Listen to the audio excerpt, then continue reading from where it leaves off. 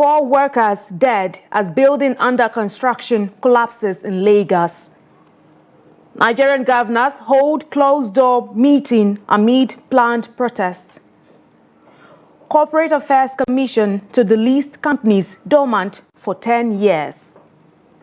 And on the foreign scene, military helicopter crashes in Russia, crew dead. Good afternoon and welcome to the news update on Trust Television. I am Aisha Salihu. And now the news in detail.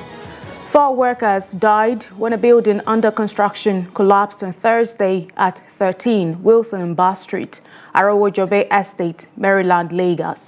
Lagos State Emergency Management Agency boss Olufemi Damilola Oke confirmed the development in a statement.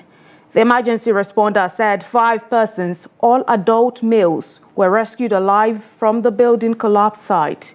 According to the statement, search and rescue operations began immediately. 4 adult males were recovered dead, while 4 adult males were rescued alive, and 1 adult male trapped under the rubble was rescued alive by the Lasema and the Lagos State Fire Service. Lasema's excavator has been deployed to accelerate the search and rescue operations. Governors from the 36 states of the Federation on Wednesday night gathered in Abuja, the nation's capital, for a crucial meeting weeks after the Supreme Court granted financial autonomy to local government areas in the country. Under the aegis of the Nigeria Governors Forum, they met at the NGF Secretariat in the Federal Capital Territory. The agenda of the meeting was not made public, and they did not brief the media after the meeting ended early Thursday. Those physically present at the venue are Governors Lawal Dauda of Zamfara, Bala Muhammad of Bauchi, Caleb Mutfong of Plateau, Sharif Oboroweri of Delta, and Alex Oti of Abia States.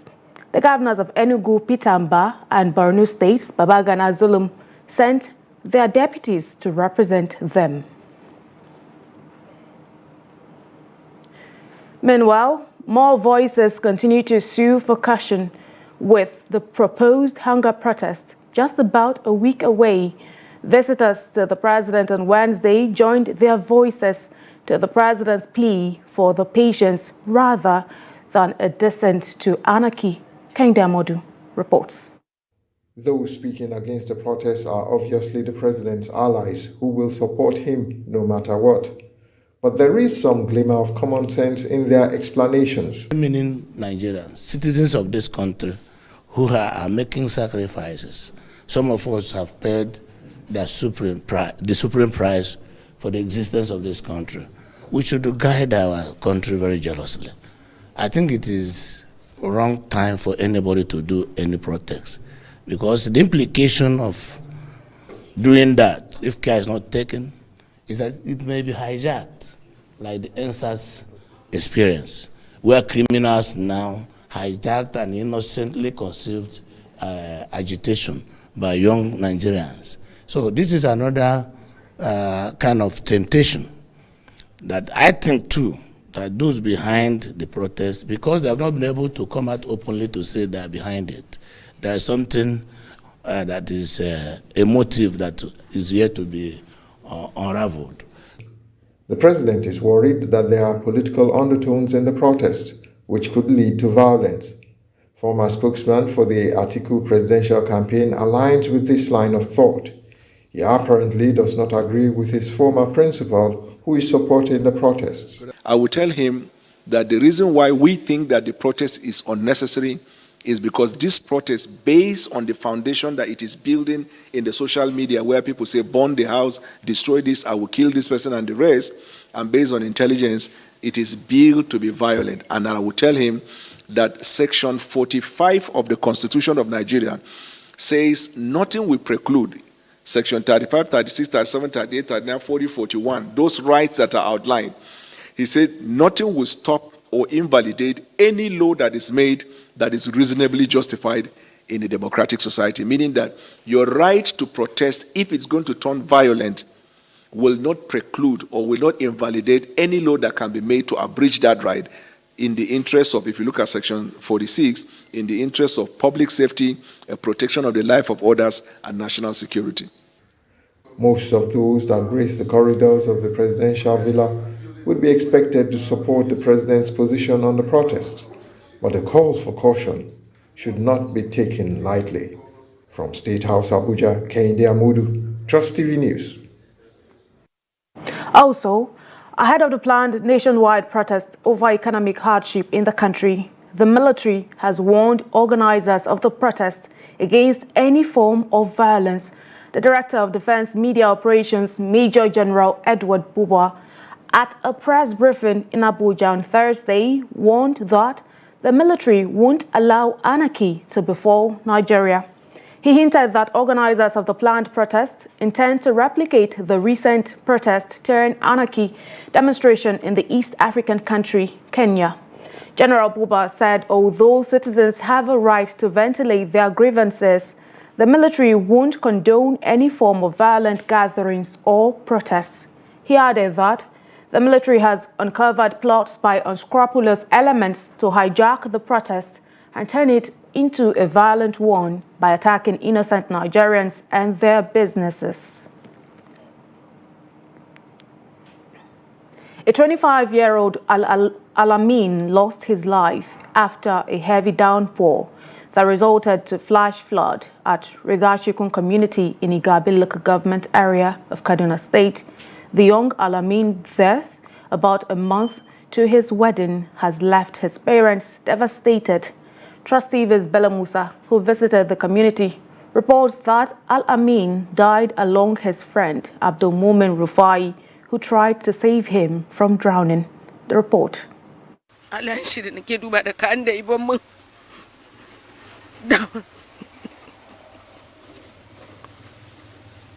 has been the mood of Aisha Abubakar, a mother to Al-Amin, who died as a result of flood in front of their family residence. According to them, whenever there is heavy downpour, water usually submerged the area, threatening the lives of children in the community.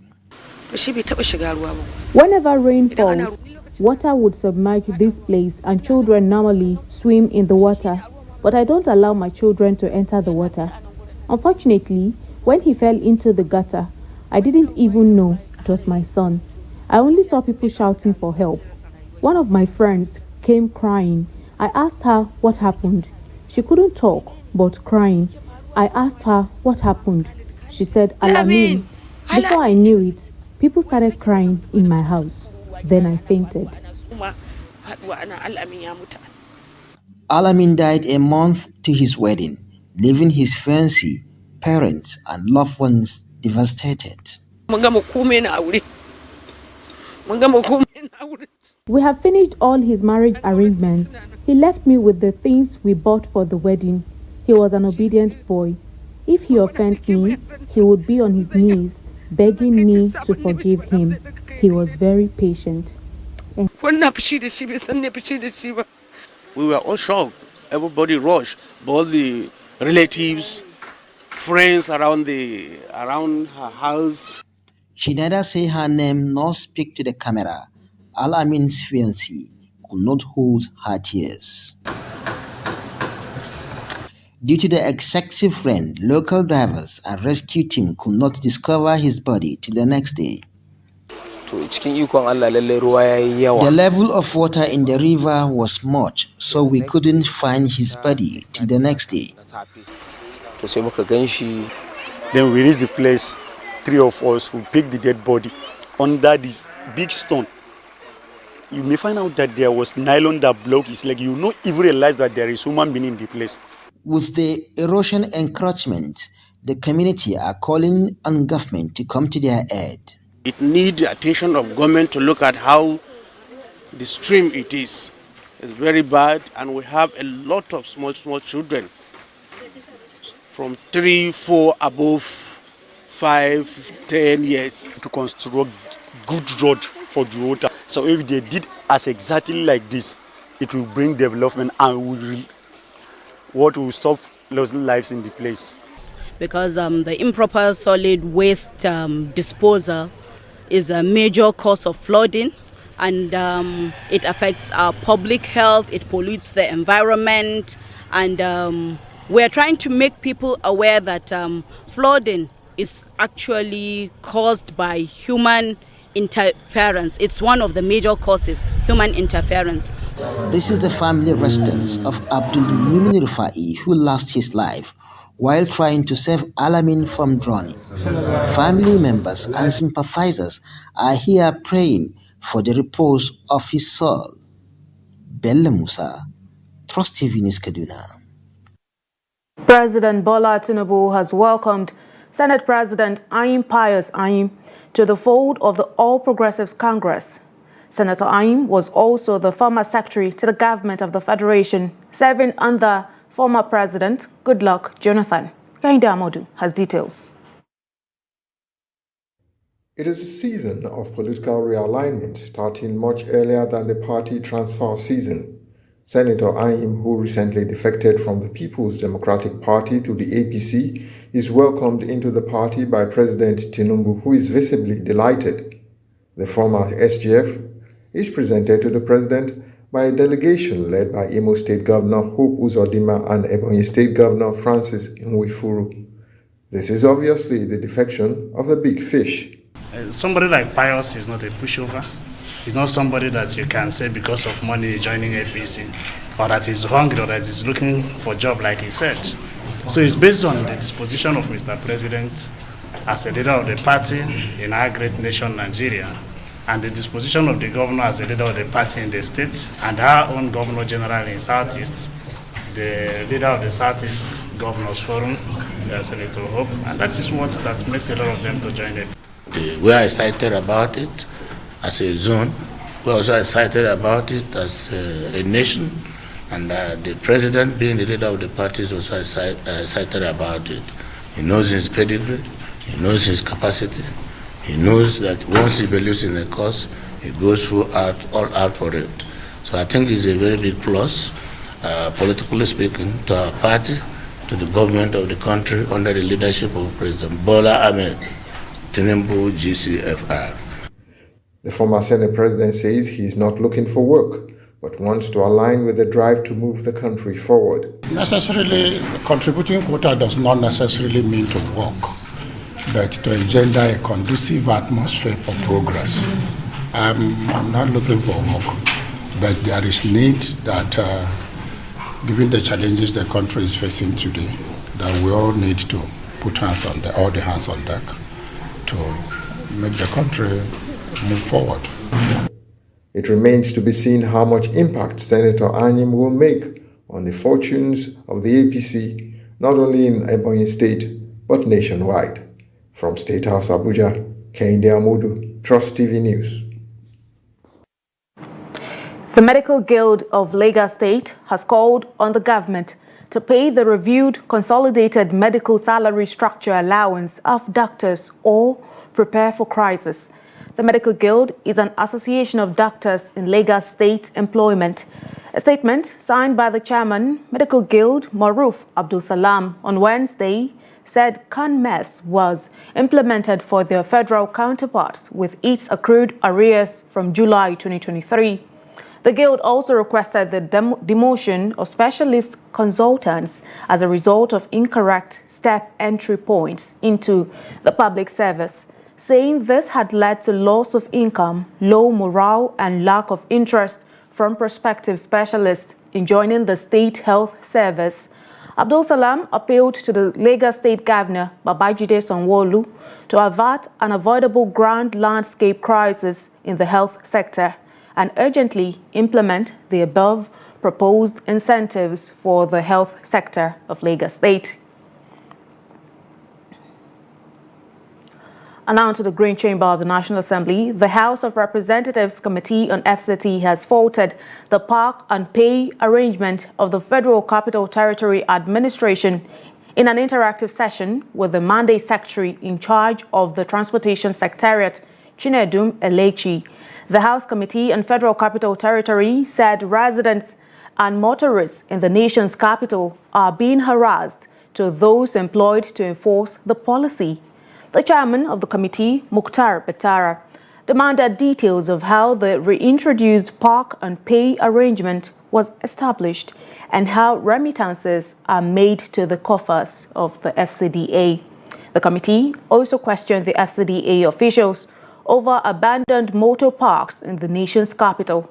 In his reaction, the Deputy Director, Traffic Management and the Mandate Secretary, FCTA, Chinedum Elechi, said the policy is regulated and supported by a legal framework and that only designated areas serve as parking zones.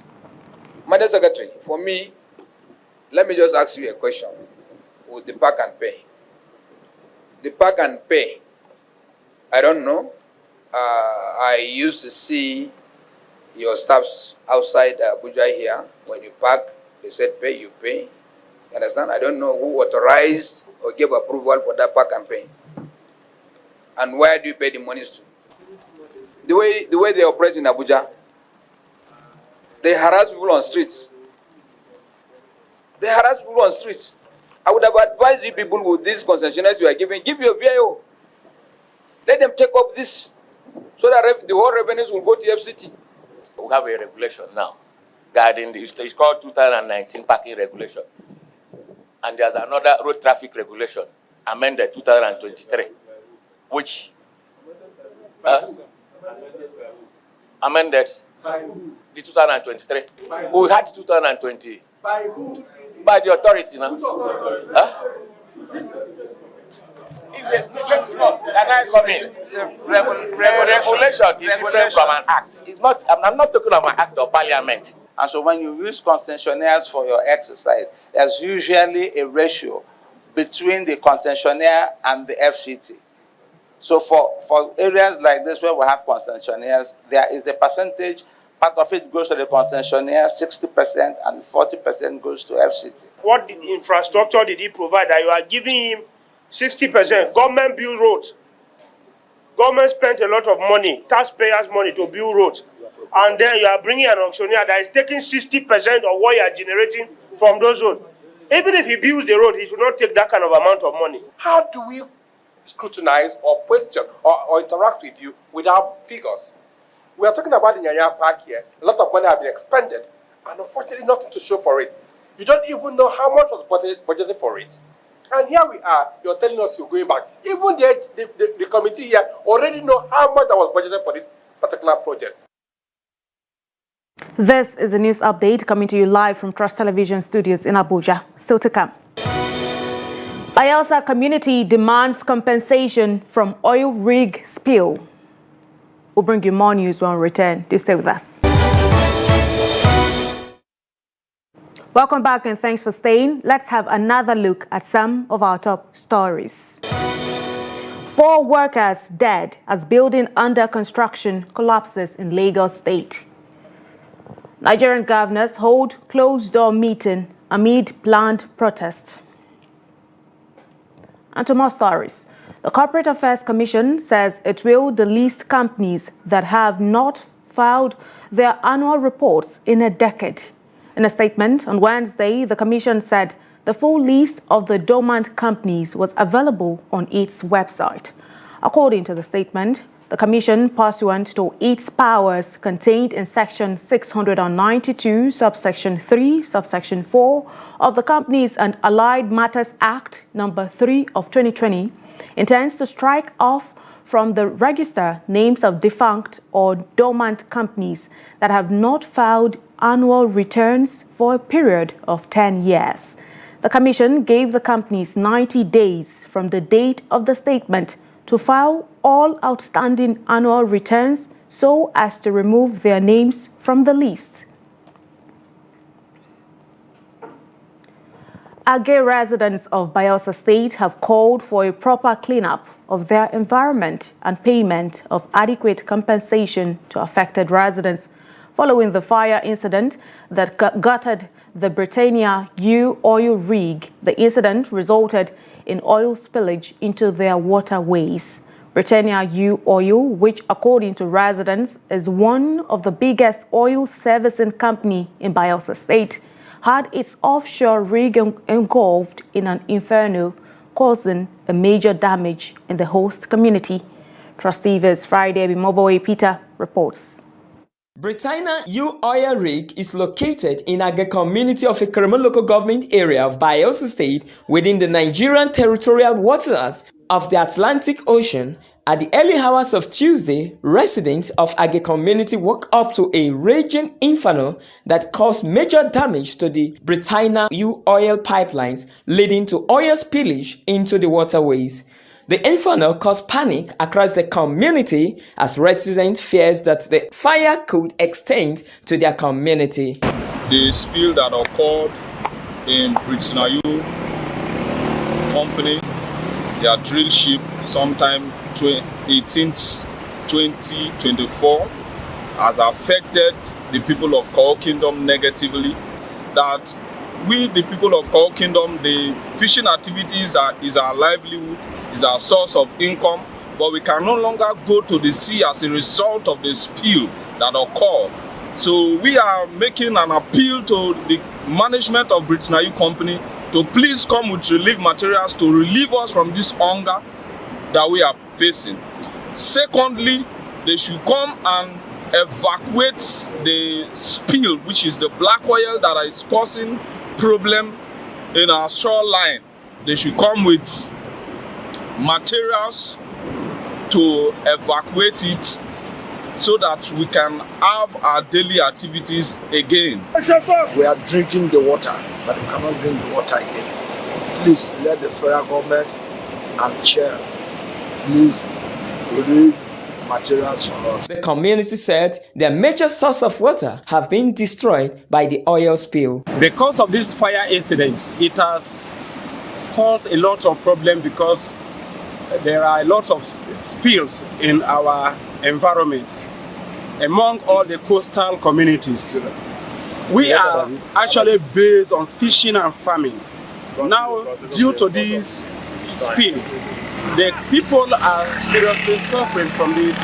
We are appealing to the federal government and Britannia in particular to come to our aid because all our quality lives have been stranded because of spill. We cannot go to the river and catch fish. We cannot go to the farm. All our farm products have been perished. So we are appealing to the federal government and Britannia to come and evacuate and give us relief materials. The Aga community onshore oil rig fire incident is occurring few months after an oil facility operated by the SPDC at Onopa Community Forest exploded, killing aquatic organisms.